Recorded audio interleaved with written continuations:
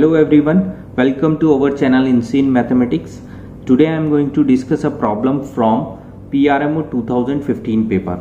This problem is well known problem.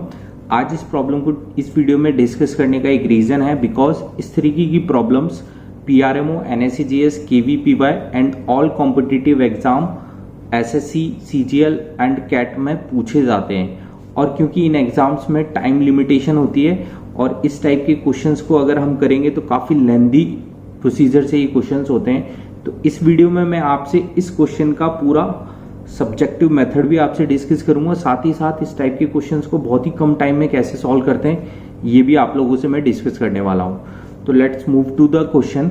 Late a, b and c be such that a plus b plus c is equals to 0 and expression p is defined as a square upon 2a square plus bc plus b square upon 2b square plus ca plus c square upon 2c square plus ab, and we need to calculate the value of this expression p.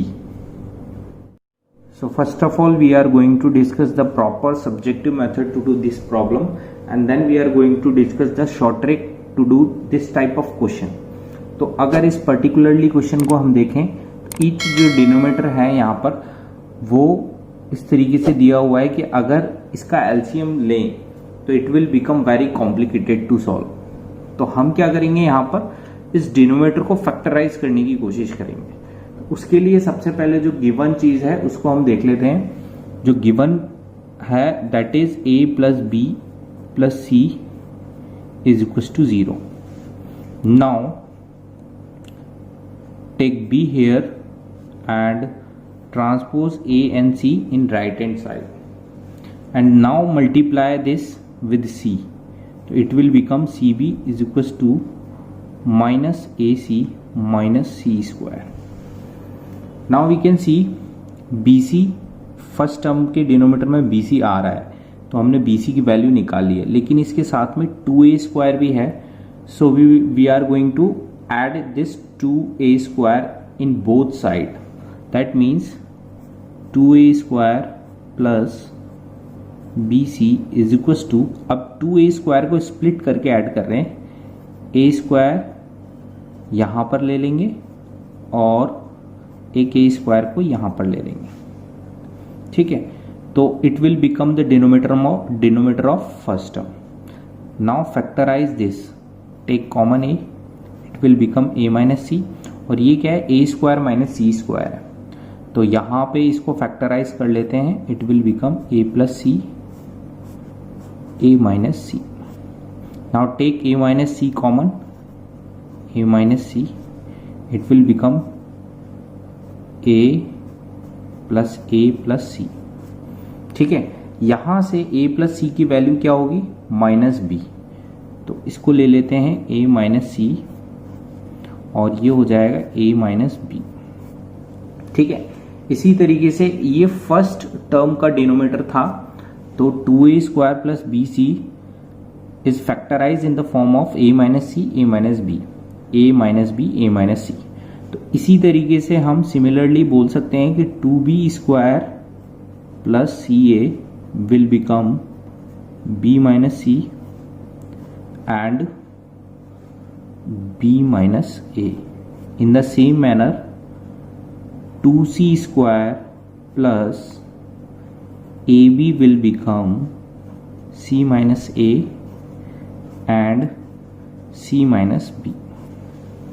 अब देखिए इनके denominator जो है factorise हो चुके हैं।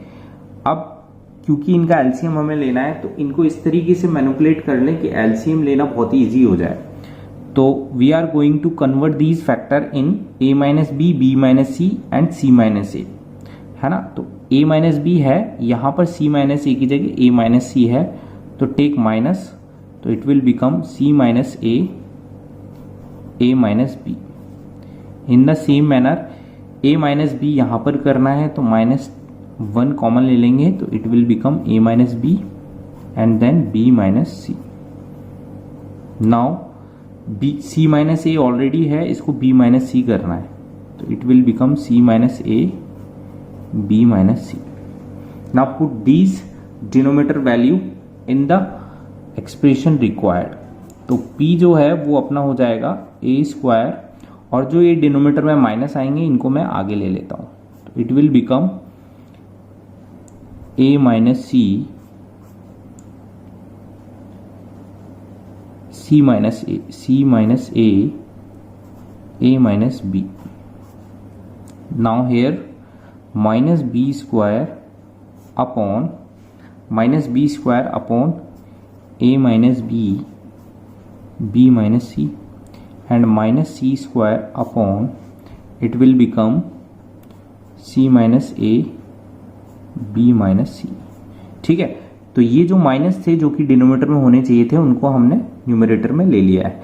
Now take LCM, इसका LCM लेंगे तो it will become a minus b minus C and c minus a. ठीक है, अब c minus a and a minus b already है यहाँ के डिनोमिनेटर में, तो मल्टीप्लाई जो होगा that is b minus c. इसी तरीके से यहाँ पर क्या मल्टीप्लाई होगा, c माइनस a, और यहाँ पर क्या मल्टीप्लाई होगा, a माइनस b. ठीक है, अब इसको न्यूमरेटर को पूरी तरीके से मल्टीप्लाई कर लेते हैं, तो it will become a square b plus a square c minus b square c plus b square a minus c square a plus c square b. और देखिए न्यूमरेटर में ये सिंप्लीफाइड वैल्यू इसकी आ चुकी है. अब या तो इस न्यूमरेटर को फैक्टराइज कर लें या फिर इस डिनोमिनेटर को मल्टीप्लाई कर लें. तो इसको फैक्टराइज करना थोड़ा कॉम्प्लिकेटेड होगा, तो हम डिनोमिनेटर को मल्टीप्लाई कर लेते हैं. तो अगर इसको मल्टीप्लाई करेंगे तो it will become A B, इन दोनों को मल्टीप्लाई करते हैं सबसे पहले, minus A C minus B square plus B C. ठीक है, and then it will multiply with c minus a. Now it can be written as minus a square b plus a square c minus b square c plus b square a minus c square a plus c square b. And now we can multiply this, it will become a b c and then minus a square b minus ac square plus a square c minus b square c plus b square a plus c square b minus abc. We can say they will be cancel out. अब अपन देख सकते हैं कि numerator and denominator exactly same है, इसका मतलब they will cancel out and it become 1. So now इस type के क्वेश्चन को बहुत ही कम टाइम में कैसे करें. तो सबसे पहले तो आइडेंटिफाई कर लेते हैं कि जो मैं शॉर्ट ट्रिक बताने वाला हूँ वो लगती कहाँ पर है, कहाँ पर वो बहुत ही ज़्यादा यूजफुल होती है. जैसे कि ये क्वेश्चन, तो इस क्वेश्चन में स्पेशलिटी क्या है कि यहाँ पर एक इक्वेशन गिवन है a plus B plus C is equal to 0, मतलब number of equation given is 1 and number of variable are 3. 3 variable एक इक्वेशन, देयरफॉर यहाँ पर नंबर ऑफ सॉल्यूशन जो होंगे एबीसी के वो इनफाइनाइट नंबर ऑफ सॉल्यूशन होंगे. उन इनफाइनाइट नंबर ऑफ सॉल्यूशन में से कोई एक सॉल्यूशन हमें चाहिए रिक्वायर्ड एक्सप्रेशन की वैल्यू निकालने के लिए. ठीक है, तो हिट एंड ट्रायल यहाँ पर बहुत ही ईजी हो जाता है, और पर्टिकुलरली इस क्वेश्चन में तो बहुत ही ज़्यादा इजी हो जाता है, क्योंकि यहाँ पर जो इक्वेशन गिवन है वो भी बहुत सिंप्लीफाइड है. मतलब तीनों वेरिएबल की एक साथ वैल्यू हम ये सोच सकते हैं कि जो इसको सेटिस्फाई करेगी. जैसे a प्लस बी प्लस सी है, तो हम a और b को अगर 1 1 ले लें, c को -2 ले लें, तो ये इक्वेशन सेटिस्फाई होगी. ठीक है, लेकिन अगर मान लो जो a की इक्वेशन दी हुई है किसी क्वेश्चन में a की इक्वेशन दी हुई है और वो इक्वेशन थोड़ी कॉम्प्लिकेटेड है कि तीनों वेरिएबल की एक साथ वैल्यू हम नहीं पुट कर पा रहे हैं, तो हम कैसे करेंगे मैं वो आपको बताऊंगा. ठीक है, तो हम क्या करेंगे, जो गिवन इक्वेशन है that is a plus B plus C, जो भी गिवन इक्वेशन होगी किसी भी क्वेश्चन में, उसमें सबसे पहले किसी एक वेरिएबल को आइडेंटिफाई करेंगे. ऐसा वेरिएबल जो इक्वेशन में सबसे ज्यादा आ रहा है या फिर सबसे ज्यादा टर्म्स को जीरो कर दे. अगर उस वेरिएबल की वैल्यू हम 0 पुट कर देते हैं। तो यहाँ पर तो जो गिवन इक्वेशन है बहुत ही ईजी है, ठीक है। तो यहाँ पर हम क्या करें, ए को हम 0 पुट कर देते हैं। ध्यान रखना है 0 हम किस को पुट करेंगे, जो गिवन इक्वेशन और रिक्वायर्ड एक्सप्रेशन में 0 पुट करने पर नॉट डिफाइंड मतलब इनफाइनाइट नहीं बना देता है। मान लो इस इक्वेशन में यहां पर केवल इस डिनोमिनेटर में ए ही होता तो हम ए पुट कर देते 0 और ऊपर कुछ और होता तो ये इनफाइनाइट बन जाता, तो फिर ये क्वेश्चन सॉल्व नहीं होगा। तो हमें क्या करना है, कोई एक वेरिएबल ऐसा आइडेंटिफाई करना है जिसको 0 पुट करने से गिवन और रिक्वायर्ड एक्सप्रेशन में मैक्सिमम टर्म जो है वो 0 बन जाए, है ना, और कोई नॉट डिफाइंड टर्म नहीं आए, ठीक है। तो यहां पर गिवन इक्वेशन तो बहुत ही ईजी है। यहां पर ए की वैल्यू हम क्या कर देते हैं, 0 पुट कर देते हैं।